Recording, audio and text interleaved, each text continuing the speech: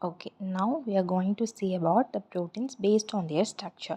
So it is divided into four. So primary, secondary, tertiary and quaternary. So primary we have long chain of amino acid, that is a single chain, and that is connected by peptide bonds. So or a single chain it will be there, and it will be connected with peptide bonds.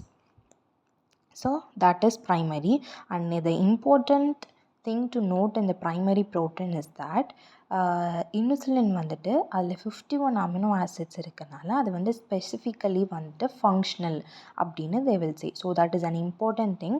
So insulin அப்படிங்கிறது வந்துட்டு அந்த primary ப்ரோட்டீன்ஸில் வந்து ஸ்பெசிஃபிக்காக ஃபங்க்ஷனலாக இருக்கும். ஆனால் நார்மலாகவே primary protein வந்துட்டு எப்படி இருக்கும் அப்படின்னா வந்துட்டு நான் ஃபங்க்ஷனல் அப்படின்னு சொல்லுவாங்க.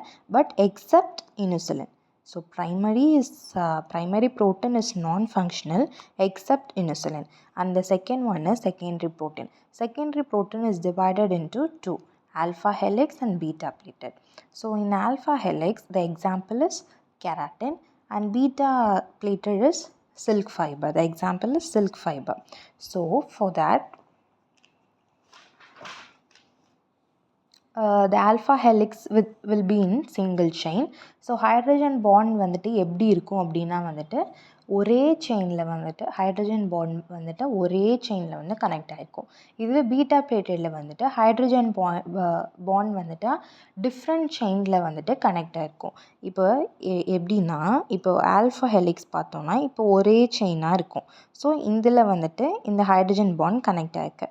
இப்போ இதுவே வந்துட்டு பீட்டா பிளேட்டட் அப்படின்னு பார்த்தோன்னா அது வந்துட்டு இப்போ 2 செயின்ஸ் இருக்குது. இப்படி இங்கே ஒரு செயின் இங்கே ஒரு செயின் இருக்குன்னா இப்படி கனெக்ட் ஆகிருக்கும். ஸோ அதுதான் இதுக்கும் இருக்கிற டிஃப்ரென்ஸ். ஓகேவா? ஸோ ஃபர்ஸ்ட் இதுக்கு எக்ஸாம்பிள் வந்து கெராட்டின், அண்ட் இதுக்கு எக்ஸாம்பிள் வந்துட்டு என்னென்னா சில்க் ஃபைபர் அப்படின்னு சொல்கிறாங்க.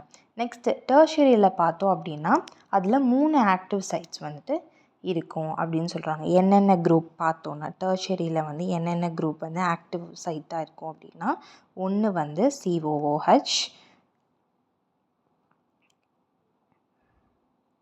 இன்னொன்று வந்துட்டு NH குரூப், அண்ட் தென் OH குரூப். ஸோ இது மூணும் வந்துட்டு ஆக்டிவ் சைட்டாக வந்துட்டு ஒர்க் ஆகும். So tertiary protein actually tertiary ப்ரோட்டீனுக்கு எக்ஸாம்பிள் வந்து இங்கே என்ன எடுக்கிறோம் அப்படின்னா என்சைம்ஸ்னு நம்ம எடுத்துக்கிறோம். ஸோ என்சைம்ஸ்னு எடுக்கிறப்ப as we all know that all enzymes are protein. So all enzymes வந்துட்டு என்னன்னு சொல்கிறாங்கன்னா டெர்ஷரி ப்ரோட்டீன் அப்படின்னு வந்துட்டு ஈஸியாக சொல்கிறாங்க.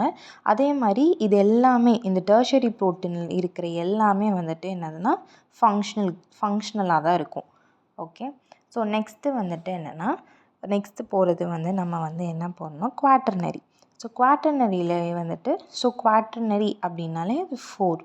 So 2 alpha chains and 2 beta chains வந்து அதில் வந்து ப்ரெசென்ட் ஆகிருக்கு. ஸோ இதுவும் வந்துட்டு என்ன சொல்கிறாங்க அப்படின்னா வந்துட்டு ஸ்பெசிஃபிக்கலி ஃபங்க்ஷனல். ஸோ அதுதான். ஸோ ஃபங்க்ஷனல் ப்ரோட்டீன் வந்து டெர்ஷரி அண்ட் குவாட்டர்னரி, அண்ட் நான் ஃபங்க்ஷனல் ப்ரோட்டீன் வந்து என்னென்னா primary and secondary. So these are about the proteins based on their structure.